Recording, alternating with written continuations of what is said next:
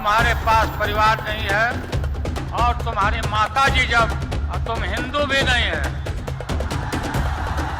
जो लोग 14 में आए थे वो 24 में जाने वाले हैं और 10 साल हिटलर का ही समय था।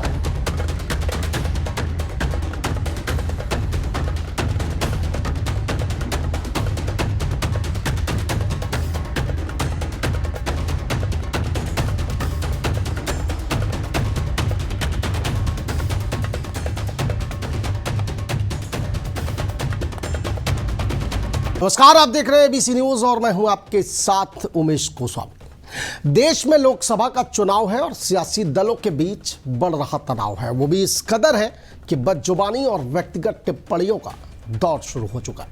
नेता कुछ भी नहीं देख रहे, कुछ भी नहीं सोच रहे कि जिनके लिए ऊटपटांग शब्दों का प्रयोग किया जा रहा है वो देश के किन सर्वोच्च पदों पर बैठे हुए या पूर्व में बैठ चुके हैं। बस साम दाम दंड भेद एन केन प्रकारेन दूसरे दल को हल्का दिखाना और जनता के बीच धाक जमाने की होड़ लगी हुई कि साहब हम ज्यादा बड़े हितैषी जनता के हैं। पहले एनडीए की बात करते हैं, चुनावी रणनीति देखें, एक एक सीट का मैनेजमेंट देखें तो विपक्ष दूर दूर तक नजर नहीं आ रहा है। मोदी को सत्ता से हटाने का लक्ष्य लेकर लामबंद हुआ इंडी गठबंधन अब तक सीट शेयरिंग ही नहीं कर पाया। तो एनडीए आधे से ज्यादा सीटों पर या तो ऐलान कर चुकी है या फिर उसके करीब दिख रही है। अब सोचिए कि और फर्क कीजिए सत्ताधारी दल की चुनावी रणनीति क्या है और उसे सत्ता से हटाने के लिए चुनाव लड़ रहे बाकी दलों के गठबंधन यानी कि इंडी गठबंधन का क्या हाल है। जो लोग 14 में आए थे वो 24 में जाने वाले हैं और 10 साल हिटलर का ही समय था। तुम्हारे पास परिवार नहीं है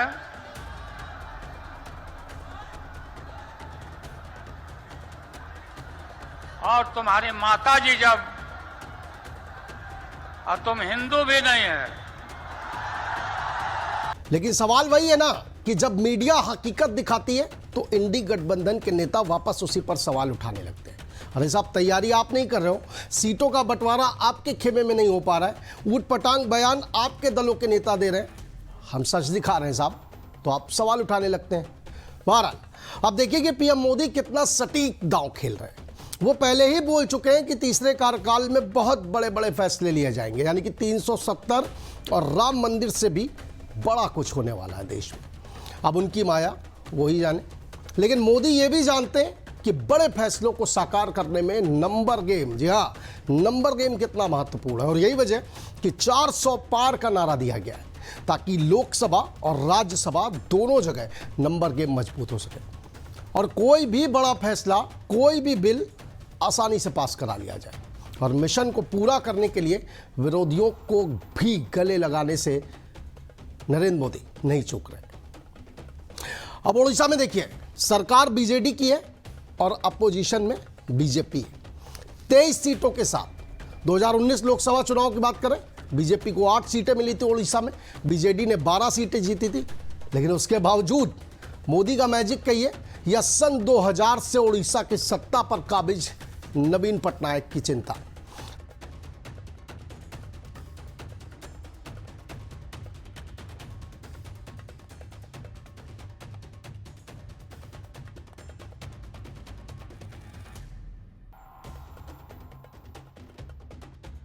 दो मुख्य विरोधी दल गठबंधन करने जा रहे हैं साहब, और सीट शेयरिंग का फार्मूला देखिए, वेरी गुड, गजब का। चर्चा इस बात की है कि बीजेपी ने जितनी सीटों पर 2019 में जीत दर्ज की थी, अब बीजेपी गठबंधन के बाद उन्हीं 12 सीटों पर लड़ेगी। गजब का मंत्र है भाई। अब त्रिपुरा में देखिए, मुख्य विपक्षी दल भी बीजेपी गठबंधन में शामिल हो रहा है। त्रिपुरा में टिपरा मोथा मुख्य विपक्षी दल है।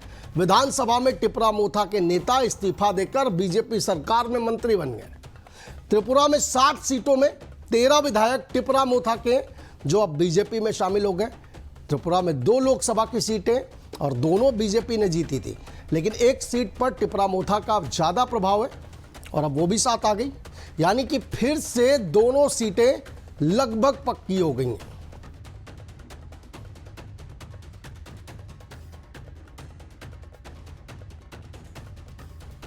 आंध्र प्रदेश की बात कर लेते हैं। आंध्र प्रदेश में बीजेपी टीडीपी यानी कि चंद्रबाबू नायडू और एक्टर पवन कल्याण की जनसेना पार्टी से गठबंधन हो चुका है। नायडू पहले एनडीए में रह चुके हैं और फिर वापस जुड़ने जा रहे हैं।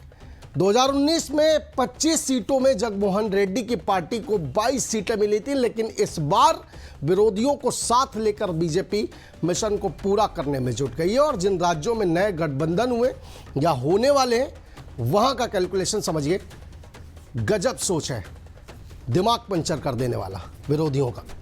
बिहार में 40 लोकसभा सीट, महाराष्ट्र में 48 लोकसभा सीट, उड़ीसा में 21 लोकसभा सीट, आंध्र प्रदेश में 25 सीटें, त्रिपुरा में 2। अब समझिए ये सीटें 400 पार के टारगेट को करीब लाने में कितनी मदद करेगी। महाराष्ट्र में सीट शेयरिंग फाइनल हो गई है। 32, 10 और 6 सीटों का फार्मूला जो चर्चा है, सूत्र बता रहे फिक्स हो गया है। शिंदे गुट की शिवसेना 10 सीटों पर लड़ेगी, अजीत पवार वाली गुट वाली एनसीपी 6 सीटों पर लड़ेगी, जबकि कुल 48 में से 32 सीटों पर भारतीय जनता पार्टी चुनाव लड़ने जा रही है। बिहार की बात करें, बिहार में भी सीट शेयरिंग का फार्मूला चल रहा है। बिहार की 40 सीटों में से 17 पर बीजेपी लड़ सकती है। पिछली बार की बात करें, बीजेपी और जेडीयू दोनों 17 सीटों पर लड़े, बाकी एलजेपी को मिली थी, लेकिन इस बार उपेंद्र कुशवाहा और जीतन राम मांझी भी एनडीए में है और बहुत मुमकिन है कि बीजेपी 17 सीटों पर लड़े, बाकी जेडीयू एलजेपी के दोनों गुट कुशवाहा और मांझी में बंट जाए और जल्दी एनडीए की तस्वीर भी बिहार में साफ होने वाली है। तो एक एक सीट पर बीजेपी और मोदी का फोकस है। लोकसभा के साथ ही राज्यसभा में संख्या मजबूत करने के लिए मोदी जमकर हाथ पैर मार रहे हैं। और उधर देखिए एनडीए के मुकाबले इंडी गठबंधन कितनी तैयारी कर रहा है।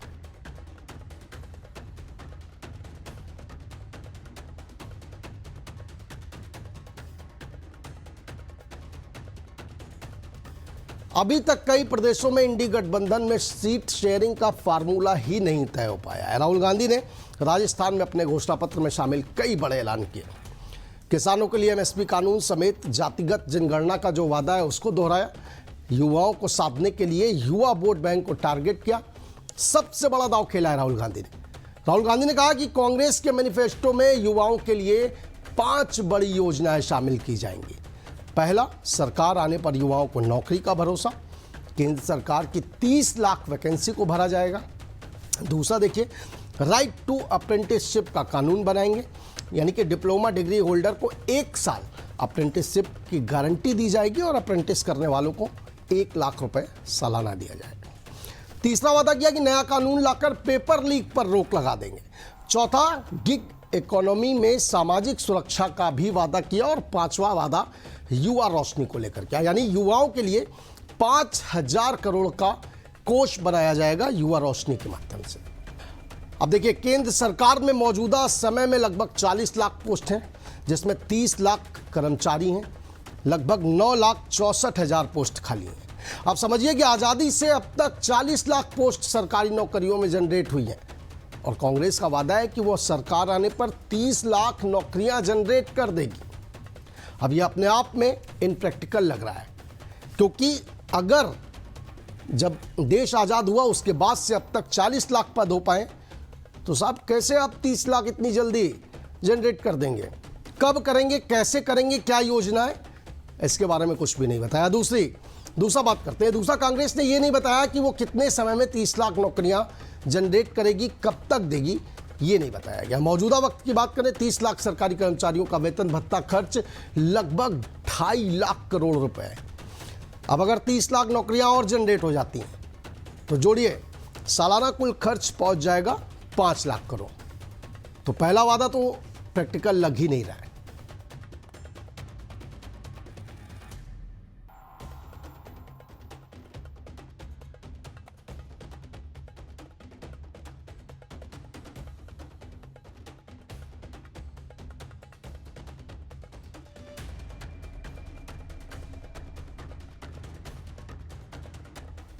दूसरे वादे का जिक्र करते हैं।